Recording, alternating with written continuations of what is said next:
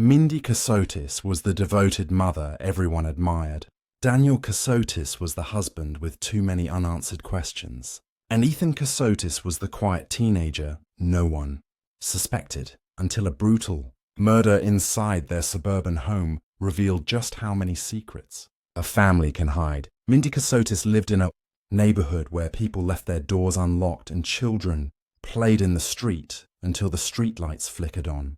It was the kind of place where barbecues filled the weekends, where neighbors shared sugar over white fences, and where nothing terrible was ever expected to happen. To anyone looking from the outside, Mindi's life appeared to be a portrait of comfort. She was known as the woman who organized bake sales at the local school, who never missed a community meeting, and who always had a kind word for the people who passed her driveway. Her home, a two-story house with blue shutters and a well-trimmed lawn, seemed to embody the ideal of suburban happiness. The flowers lining the front walkway bloomed in perfect order, as if they too played their role in presenting an image of control and peace. But on a warm summer evening, that picture-perfect life was shattered in an instant.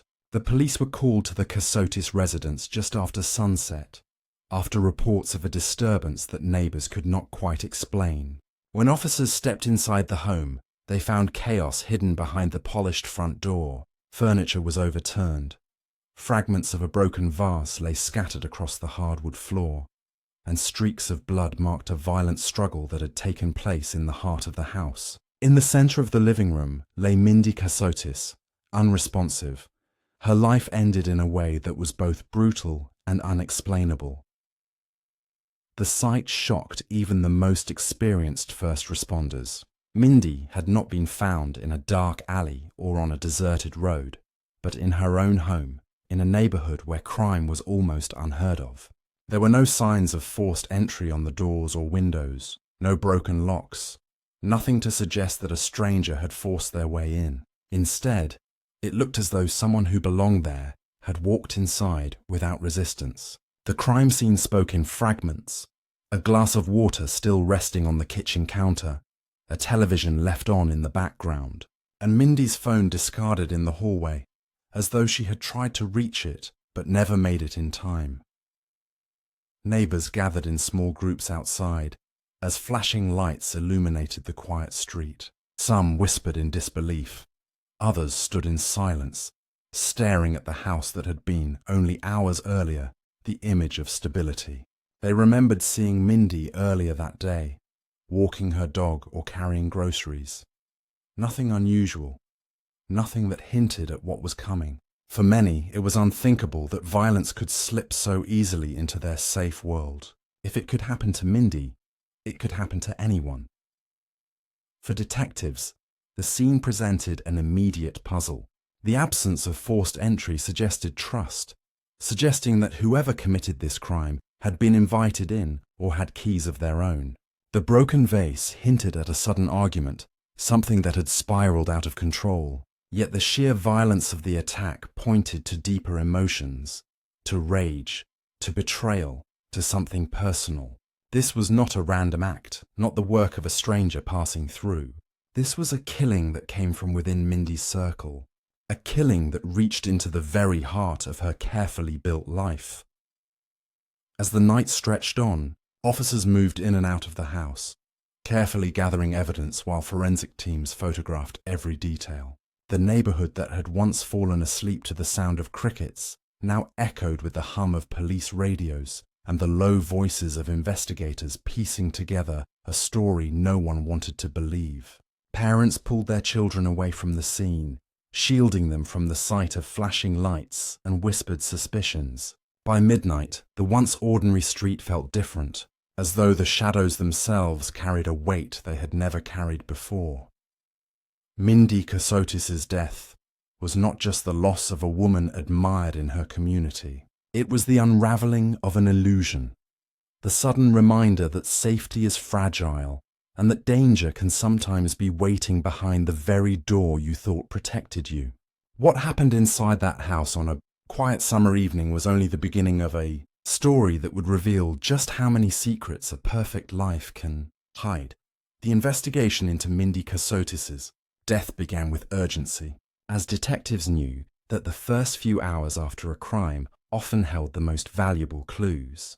The Kassotis home was sealed off with yellow tape, and officers guarded the perimeter while specialists combed through each room. Every object, every smudge, every trace of disturbance was photographed, bagged, and logged with precision. The once comfortable family space was now a silent grid of evidence markers and flashlights. Detectives moved carefully, trying to reconstruct the sequence of events that had turned a suburban living room into a crime scene.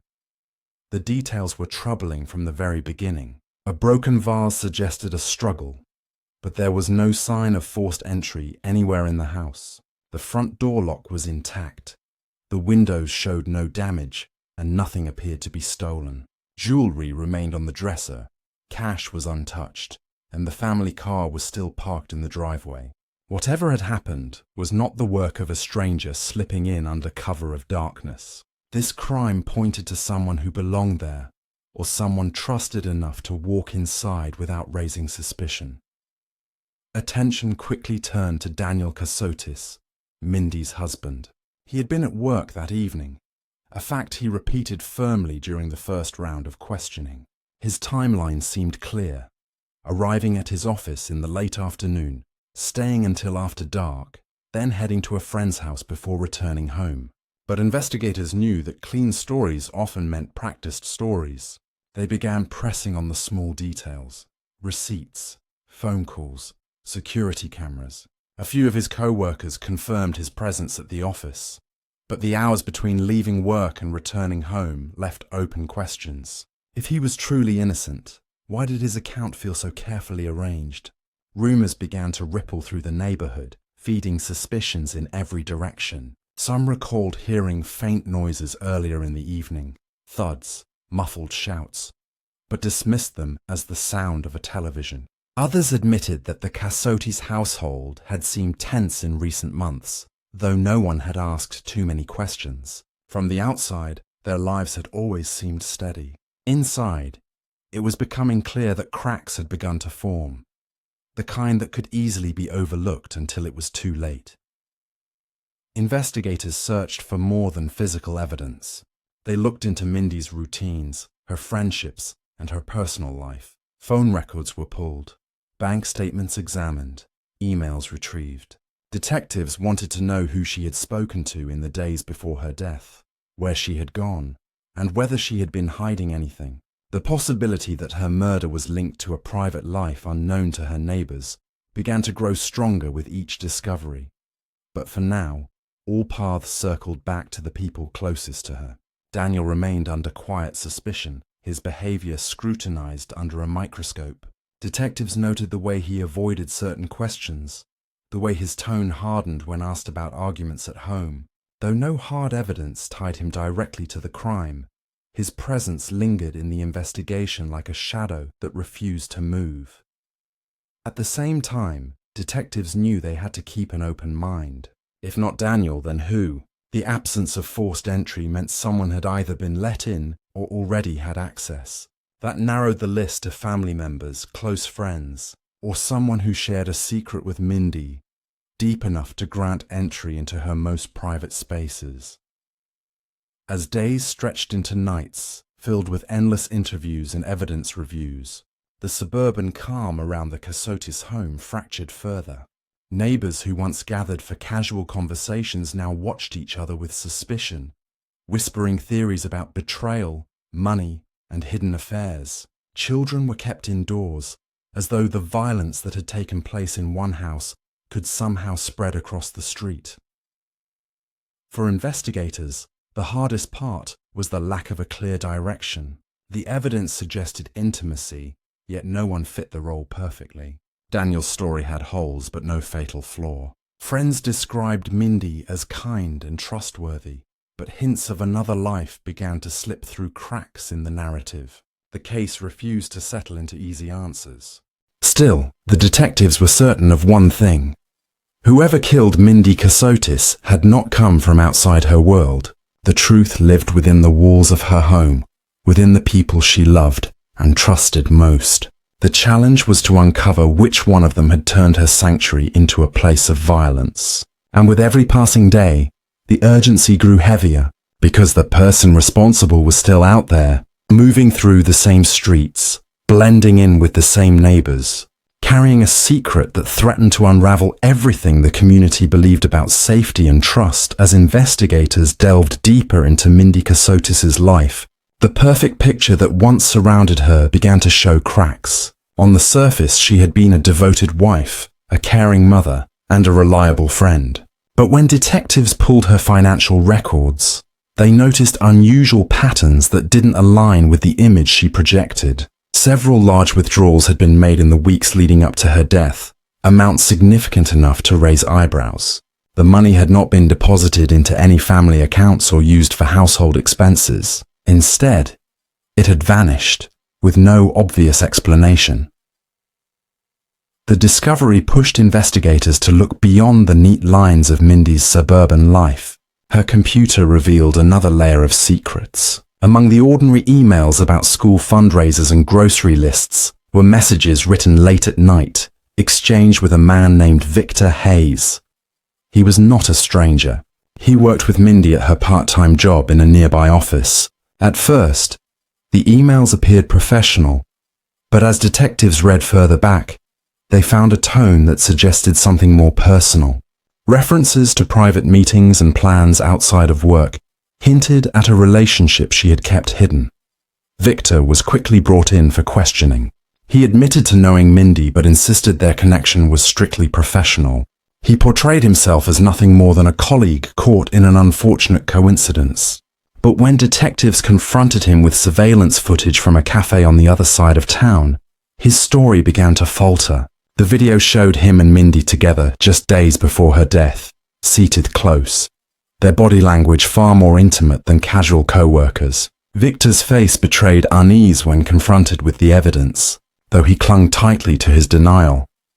Even with the inconsistencies in his statements, there was still no direct evidence tying him to the crime scene. His fingerprints were not found inside the house, and his phone records placed him miles away during the time investigators believed the murder had occurred. These contradictions frustrated the detectives. They had uncovered motive and secrecy, but not the physical connection needed to make their case. At the same time, whispers in the neighborhood fed the sense of unease. Friends and acquaintances of Mindi spoke of small things they had noticed, but brushed aside. A hushed phone call taken in her car, an unexplained absence from a gathering, a distracted look in her eyes as though her thoughts were elsewhere. None of these details meant much alone, but together they painted the portrait of a woman who had been balancing two lives. The tension between her role as a devoted wife and mother and her hidden connection with Victor suggested pressures few around her could have imagined. Detectives began to consider whether someone else knew about this secret life. If Daniel had discovered the relationship, would that explain his careful, almost rehearsed alibi? If one of Mindi's friends had found out, could jealousy or betrayal have driven them to violence? Each new piece of information widened the circle of suspicion rather than narrowing it. The house itself continued to give up fragments of evidence. Forensic teams analyzed every object, every trace of DNA, every smudge on the surfaces. The most unsettling detail remained the absence of forced entry. Someone had either been welcomed in or already belonged there. This fact tied each theory back to the same conclusion. The killer was not an outsider. The answers lay within the boundaries of Mindi's trust, and that made the crime all the more disturbing. By now, investigators had constructed a tangled web of possibilities. Daniel, the husband with unexplained gaps in his alibi. Victor, the co-worker who denied an affair that clearly existed. And yet, neither man could be tied directly to the scene. The case grew heavier with uncertainty, the kind that frustrated investigators and haunted the community. What seemed, at first, to be a straightforward act of domestic violence was turning into a labyrinth of secrets, lies, and shifting motives. Each lead carried weight, but ended in a wall. Each person questioned revealed another layer of hidden truths. Mindi's life, once seen as simple and untroubled, was now being dissected under a harsh light. The more investigators searched, the more they realized that beneath the calm surface of the Kassotis home was a network of lies powerful enough to destroy everything around it. And though the detectives did not yet know it, the most shocking discovery was still to come, one that would pull the investigation into darker, more personal territory than anyone had imagined. Weeks passed, and frustration began to creep into the investigation. Leads had been followed, suspects questioned, and motives uncovered, yet nothing tied directly to the crime scene. Detectives felt as though they were circling the truth without ever reaching it. Then came the moment that changed everything. Forensic analysis revealed that the blood found on the hallway floor did not belong solely to Mindi Kassotis. There was a second contributor, and the DNA matched someone shockingly close: her teenage son, Ethan Kassotis. The revelation sent shockwaves through the investigative team. At first it seemed impossible. Ethan had been described as quiet and respectful, a boy who kept to himself, polite to his teachers, and protective of his mother. He had been interviewed briefly in the days after the murder, his statements consistent and calm. He said he had been at a friend's house that night, and no one thought to press him further. But now, with his DNA in the very place where the violence occurred, detectives had no choice but to revisit every assumption. Ethan's life was examined under a microscope. His school performance had been slipping over the last year, something teachers had attributed to normal teenage struggles. Friends, when asked, admitted that Ethan often seemed withdrawn, sometimes angry without explanation. A few hinted at arguments at home, moments when his temper seemed to flash unexpectedly. Beneath the quiet exterior was a boy under pressure, balancing expectations and resentment in silence. Investigators pieced together a troubling pattern. Ethan had been aware of his mother's meetings with Victor Hayes. He may have overheard phone conversations or seen messages left open on her computer. Friends recalled him venting about feeling embarrassed by his family, mentioning that he thought his home life was falling apart. These comments had once seemed like teenage frustration, but now they suggested something far darker, simmering beneath the surface. Reconstructing the night of the murder became a painstaking process. Detectives believed Mindi and Ethan argued, likely about something that had been building for weeks. The broken vase suggested a sudden eruption of anger, an object grabbed and thrown in the heat of the moment. The missing kitchen knife, never recovered despite exhaustive searches, became the most chilling piece of evidence. It suggested intent, the moment when conflict shifted irreversibly into violence. The idea that a teenage son could turn on his mother was almost too painful for the community to accept. Neighbors who had known Ethan since childhood struggled to reconcile the polite boy they remembered with the possibility of such brutality. Yet the evidence was mounting, and the story of a hidden struggle within the Kassotis household was becoming harder to deny. The absence of forced entry, the blood in the hallway, the missing weapon, all of it pointed inward, not outward. Daniel Kassotis, once the prime suspect, was now confronted with a different kind of horror. His carefully watched alibi seemed less important than the growing possibility that his own child was responsible for the destruction of their family. Investigators noticed the way his face tightened during interviews, as though the truth was too heavy to speak aloud. The father who had once stood under suspicion was now left to grapple with questions that no parent ever wants to face. Detectives did not move immediately to arrest Ethan. They wanted to be certain, to build the case with unshakable precision. Surveillance from the night of the murder was reviewed. Ethan's phone records were traced, and his online activity was examined in detail. Patterns of anger emerged in his private messages, hints of resentment and isolation that painted a disturbing picture of his state of mind. The boy who had seemed invisible in the investigation was now at its center. The case took on an entirely new dimension. What began as a search for a hidden lover or a jealous husband had transformed into something far more tragic. The focus was no longer on secrets outside the family, but on the quiet storm growing within it. Detectives prepared for the next step, knowing that the truth they were closing in on would devastate not just the Kassotis family, but the entire community. The perfect neighborhood had already been shaken by Mindi's murder. Now it was about to face the reality that the killer was not a stranger at all, but someone raised within the very walls where the crime took place.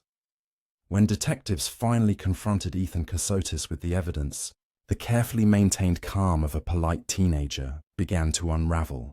His DNA in the hallway, the inconsistencies in his story, and the timeline investigators had reconstructed left little room for denial. At first, he insisted that the blood must have been from an earlier injury, a cut on his hand from days before. But the forensic team had already determined the blood was fresh, shed on the night of the murder. The more he tried to explain, the more his words betrayed him, circling into confusion and silence. Behind the quiet exterior, Ethan had been carrying emotions too heavy for his age. Investigators learned that he had stumbled upon his mother's secret relationship with Victor Hayes weeks before her death. He had seen messages on her laptop, overheard whispered phone calls, and even spotted them together once when he should have been at school. To him, it was a betrayal that cut deeper than he could admit. His mother, the center of his world, had become someone he no longer recognized. At home, the tension grew unbearable and arguments began to flare. While Daniel worked long hours, Ethan and Mindi's once close bond fractured into shouting matches and slammed doors. The night of the murder, the confrontation turned explosive. Detectives believed Mindi had tried to calm her son, but Ethan's anger had already reached its breaking point. The shattered vase marked the moment control slipped away. In the chaos, Ethan grabbed a kitchen knife, and what followed ended with Mindi lying lifeless on the floor of her own home. The crime was not premeditated in the calculated sense, but born from a storm of rage, confusion, and despair that had been building inside him for months. For Daniel, the truth was shattering. He had spent weeks under suspicion, his life dissected by detectives and whispered about by neighbors, only to learn that the real suspect had been under his own roof. The weight of that realization was unbearable. A husband had lost his wife, but a father was now forced to accept that his son was responsible. The community, too, was left reeling. For weeks, they had speculated about secret affairs, jealous husbands, or shadowy outsiders. Now the revelation cut closer to home than anyone had dared to imagine. The murderer was not a stranger lurking in the dark, but a boy they had watched grow up on their street. Ethan was taken into custody quietly, without the spectacle of flashing lights or loud arrests. Investigators knew the story was already tragic enough. He sat in silence during the process, staring down at the table, his expression caught between guilt and emptiness. He offered no grand confession, only fragments of regret that never fully formed into words. The weight of what he had done hung in the room heavier than anything he could say. The case of Mindi Kassotis became more than just another investigation. It became a cautionary tale about the fragility of family life and the hidden struggles that can grow unnoticed until they explode. For neighbors, the lesson was haunting. The danger they had once imagined coming from outside their walls had lived among them all along. For Daniel, there would be no real justice, only the endless grief of losing both his wife and the son who had taken her life. For Ethan, the rest of his years would be shaped by a single night when anger eclipsed love, leaving scars that could never be undone. The suburban street where the Kassotis family once lived would never feel the same again. The trimmed lawns and sunny mornings could not erase the memory of what happened inside that house. The story of Mindi Kassotis' death lingered like a shadow over the neighborhood, a reminder that even in the most ordinary places, tragedy can arrive uninvited, destroying everything it touches. A murder too close to home had become more than just a phrase. It was the painful reality that no one could forget.